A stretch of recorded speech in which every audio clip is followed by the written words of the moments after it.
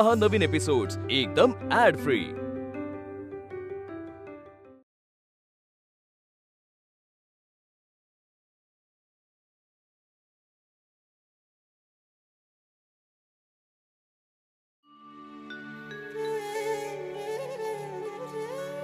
भयो, काल रात्री मी तुला या खोलीत डांबवून ठेवलं त्याबद्दल मला क्षमा करशील का ग?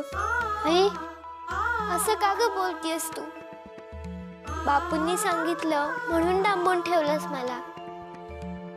खरं तर असं वागताना तुलाही त्रास होत होता, मला कळत होतं ते।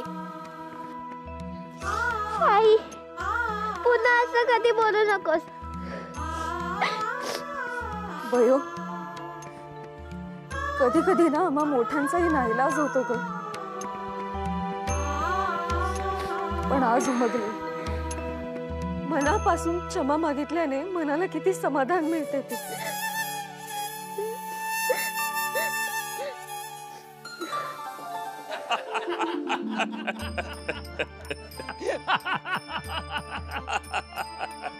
आज मी खूप खुश आहे त्र्यंबक काका। त्र्यंबक काका? वल्लभ पंत, तुम्ही आणि मी लहानाचे मोठे एकत्र झालो तर एकदम मोठे तुम्ही झालात, मी मात्र तरुणच्या तरुण राहिलो अजून। शिवाय आता मी नवरा मुलगा नाही का? अहो, आमची सोयरीक सुद्धा यांनीच जुळवून आणली, तेव्हा वडीलकीचा मान तुम्हाला द्यायलाच हवा। म्हणजे हे वल्लभ आता आपल्या बरोबर विटी दांडू खेळायला येणार म्हणायचे। ऐकलं बरं का नारायणा? काय काय काय म्हणालात, काय म्हणालात? त्यांना एका कानाने कमी ऐकू येतं, यांना काय येणार नाही। नारायण म्हणतोय की लग्नाचे लाडू हवेत। अरे लाडूच काय, पंचपक्वान्न सुद्धा देऊ। त्यातून तुम्हाला तर द्यायलाच हवीत। अहो, तुम्ही तुमचा शब्द पाळलात, आमची सोयरीक जुळवून आणलीत। आता आम्ही आमचा शब्द पाळणार, ही जमीन तुम्हाला देणार। हो ही घ्या, ही घ्या जमिनीची कागदपत्र। ठरल्याप्रमाणे ही जमीन तुमची झाली। तुमची जमीन आम्हाला नको। जमिनीच्या मोहापोटी आम्ही हा घाट घातलेला नाही।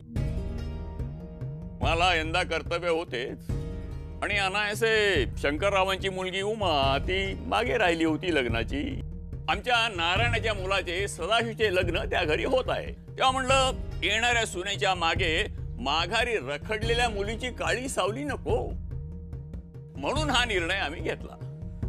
तेव्हा आपली मैत्री अबाधित राहू द्या, त्यामध्ये हा व्यवहार नको।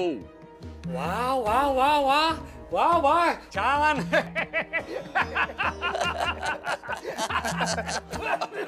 काय झालं? बसा बसा बसा बसा बसा बसा बसा। चेहऱ्याला ठसका लागला, घ्या घ्या पाणी घ्या, पाणी घ्या। शुभं करोति कल्याणं आरोग्यं धन संपदा शत्रुबुद्धि विनाशाय दीपज्योति नमस्तुते। दिव्या दिव्या दीपोत्कार कानी कुंडल मोतीहार, दिव्याला पाहून नमस्कार, दिवा लावला देवापाशी, उजेड पडला तुळशीपाशी, माझा नमस्कार सर्व देवांपाशी।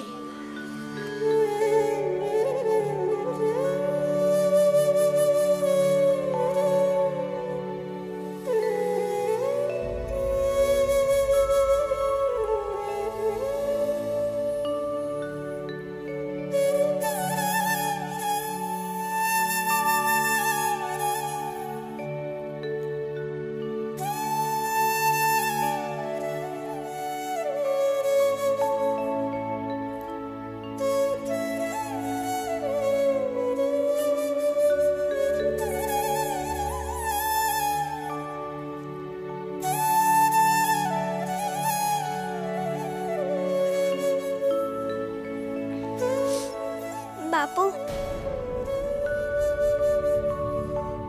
बापू एक सांगू? झाले इथे सुरू। वडील माणसांशी तोंड वर करून बोलायचे नाही असे बजावले असताना सुद्धा अगोचरपणा काही जात नाही।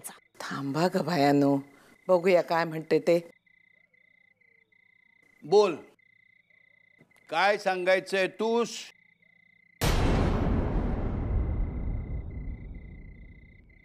बापू बापू ते एक सांगू, तुम्ही माझा नवरा उमा आत्याला द्या.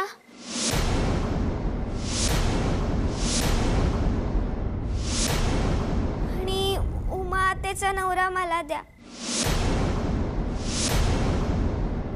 आमचे नवरे बदला.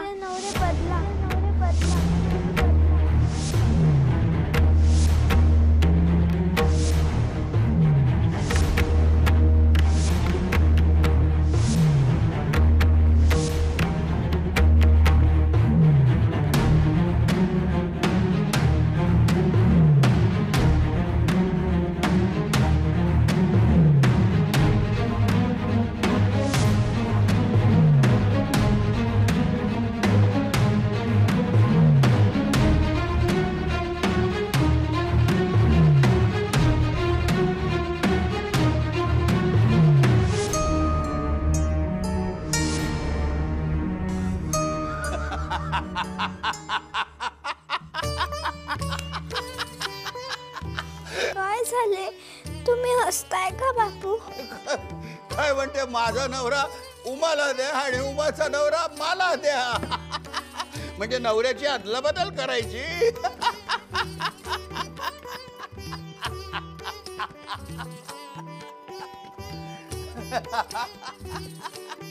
बापू बापू सांगा ना, तुम्ही हसताय का? सांगा ना. खुळी रे खुळी. अहो सांगा ना, का हसताय सगळे?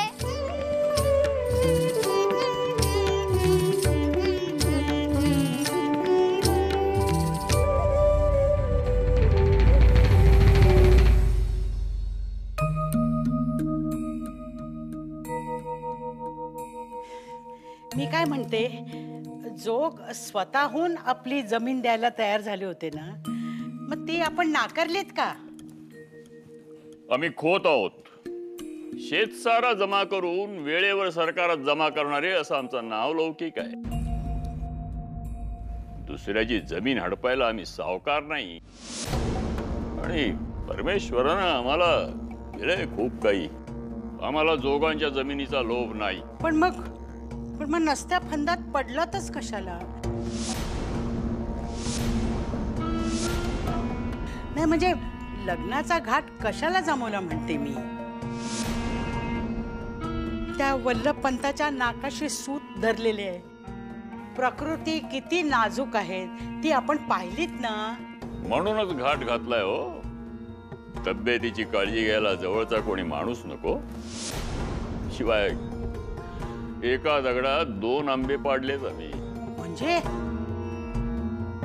एक तर जोगांना सहचारणी मिळेल आणि ती परचुऱ्यांची उमा. तिचं काय? बरीच वर्ष रखडली होती ती. तिला सुद्धा चांगलं सासर मिळेल. हा, थोडक्यात दोन्हीकडून वाहवा मिळवलीत म्हणायची. पण काय हो, त्या बयोचा हूडपणा आपल्याला माहित असून सुद्धा सदाशिवाच्या गळ्यात कशाला बांधायची? म्हणजे कसं आहे की ती मुलगी आमच्यासारखी खाली मान घालून वावरणारी नव्हे. मग कशाला सदाशिवाच्या गळ्यात मारायची म्हणते मी. तेवढेच नाही मामांजी, अरेला कारे सुद्धा करणारी आहे ती. हो, इमामवाड्याची जिला भीती नाही ती सासूला आणि नवऱ्याला काय धूप घालणार, मिऱ्याच वाटणार ती. पण मी काय म्हणतो, काय म्हणू नकोस. योग्य तो निर्णय घेतलाय आम्ही. तेच म्हणतोय मी. आता आम्ही काय म्हणतोय ते नीट ऐका. आमच्या काही निर्णयांचे पडसाद कालांतरानं उमटतात, कारण ते विचार करून घेतलेले निर्णय असतात. आपला सदाशिव साधा भोळा गरीब स्वभावाचा, म्हणून तर त्याच्यासाठी साहसी मुलीची निवड केली आहे आम्ही.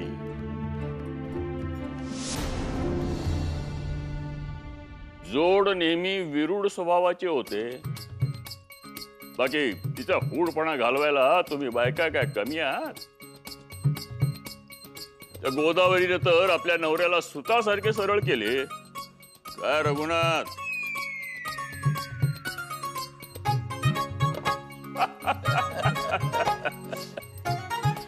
बरं सुलोचने, तुझं काय मत आहे होणाऱ्या सुनेबद्दल? मामनजी, माझ्या सदाशिवाला अगदी अशीच बायको हवी हो, जी मऊ असेल पण वेळीच कठोर सुद्धा होईल. आणि आम्ही काय आपल्या शब्दाबाहेर आहोत का?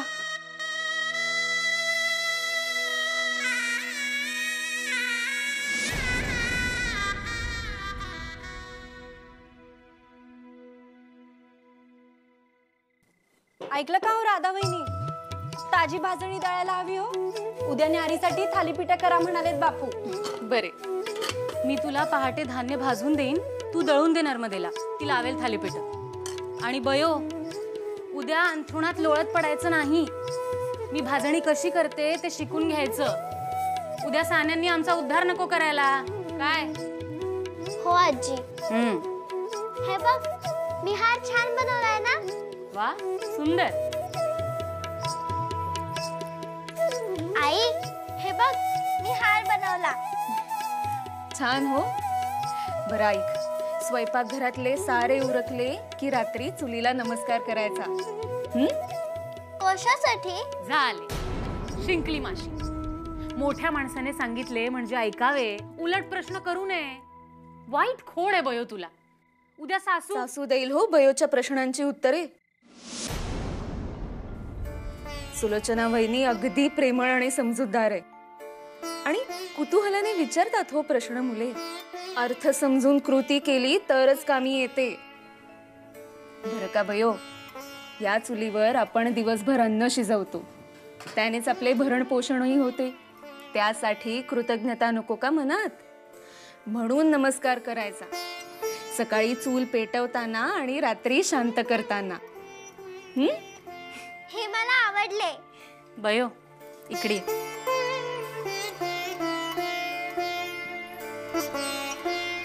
ते सारे ठीक, पण नुसतेच नमस्कार उपयोगाचे नाहीत हो. अन्न कसे शिजवायचे ते सुद्धा शिकायला हवे. काय घे हो घे, सगळे भराभर शिकून घे. अगो हा हा म्हणता म्हणता दिवस जातील आणि पोरी सासरी जायचा दिवस उजाडे.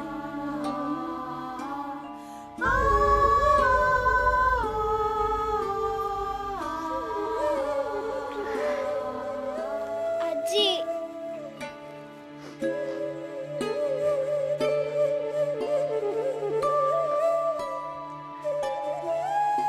जा, आई काय म्हणते ते शिकून घे. बयो, हे बघ, हे असे पाण्याचे शिपके मारून चुलीवरचा अग्नी शांत करायचा. एकदा का अग्नी शांत झाला की दुसऱ्या दिवशी पहाटेपर्यंत यावर काही शिजवायचं नाही. ऐन वेळी लागले तर पडवीतल्या चुलीवर करायचं. कळले? हो आई, हे कळले. पण मगाशी बापूंनी मला उत्तर का नाही दिले ते नाही कळले. नुसते हसले आणि निघून गेले. नशीब समज, तुझी आरती नाही ओवाळली त्यांनी. नाही तर काय, काय तर म्हणे माझा नवरा बदला. हे जर शक्य असतं तर आजवर कितीतरी बायका. अहो वंस, काय बोलताय तुम्ही?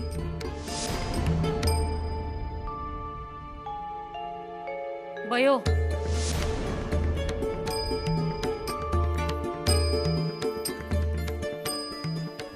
हा विषय संपला म्हणजे संपला.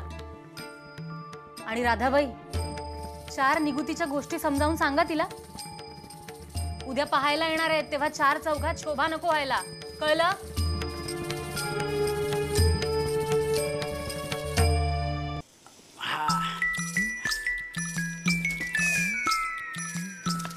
काय झालंय? काय करतेस हे?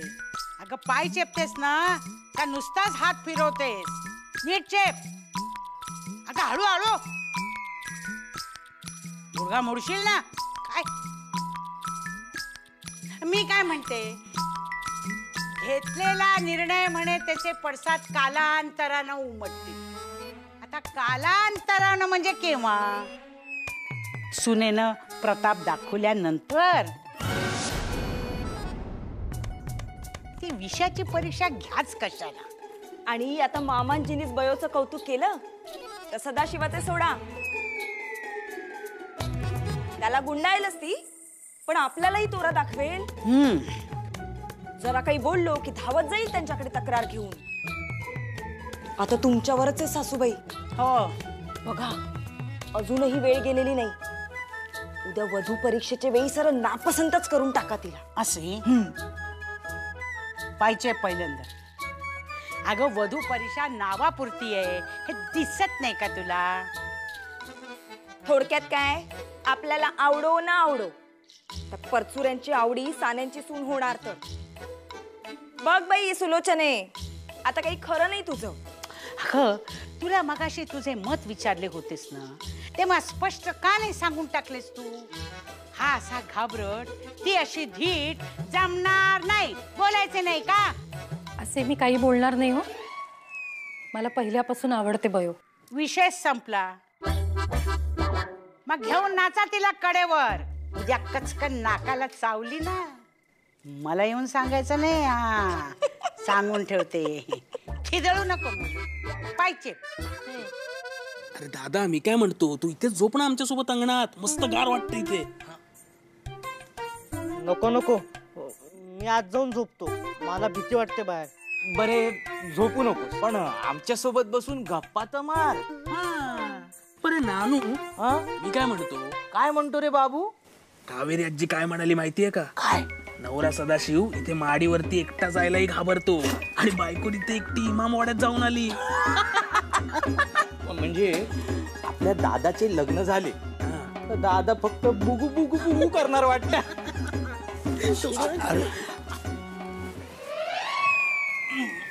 काय रे बाबूनी नानू मस्करी करता? नाही काका, नाही नाही. आणि बयोला काय तुम्ही ओळखत नाही? अभिमान वाटायला पाहिजे. रात्रीच्या अंधारात एकली गेली इमामवाड्यात. काय कायची गोष्ट आहे? तुम्ही जाल? नाही. मग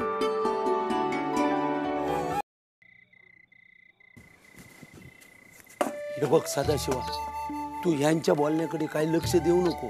काय समजला? अरे अशी बायको मिळाया 7 जन्माचा पुण्य लागतं. लक्ष्मी आहे ती, लक्ष्मी. कामाला वाघीण आहे आणि वाघ आहे एकदम गोड. बाबू नानू, मला सांगा, गायीवर सगळ्यात जास्त प्रेम कुणी केला? कृष्णाने. हो. आणि कृष्णावर आईसारखा प्रेम कोणी केला? यशोदेने. हा, मग आपली बयो ही यशोदाचा आहे.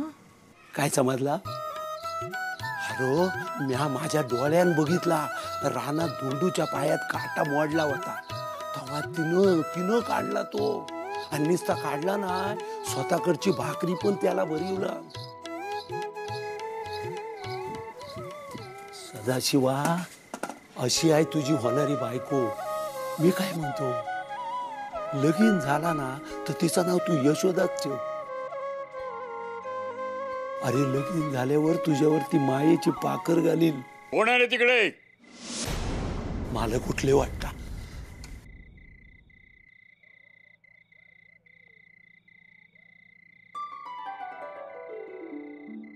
मी तुझ्या सगळ्या प्रश्नांची उत्तरं देत जाईन. राहता राहिला आजचा प्रश्न, तर नवऱ्याची आदलाबदल करता येत नाही हो. का? कारण या गाठी जन्मोजन्मीच्या असतात. कोण कोणाची सहचारिणी होईल हे देवाने स्वर्गातच ठरवलेले असते. आपण नुसते त्या बर हुकूम वागायचे. म्हणूनच तर बायका वटसावित्रीचं व्रत करतात आणि जन्मोजन्मी हाच पती लाभू दे अशी देवाजवळ प्रार्थना करतात हो. पण उमा, ते तर दुःखी आहे. मी पाहिलं तिला रडताना.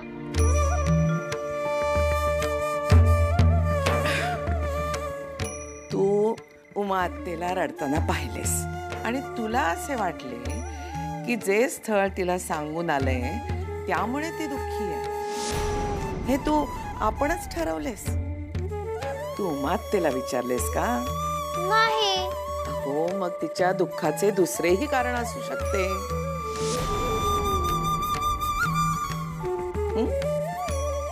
जे स्थळ तिला आले त्यांनी तिला पाहिले पण नाही, मग दुःखी होण्याचा प्रश्नच उद्भवत नाही.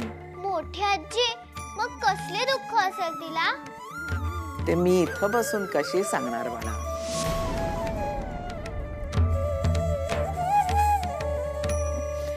उद्या तुम्हा दोघींना पाहायला पाहुणे येणार आहेत ना.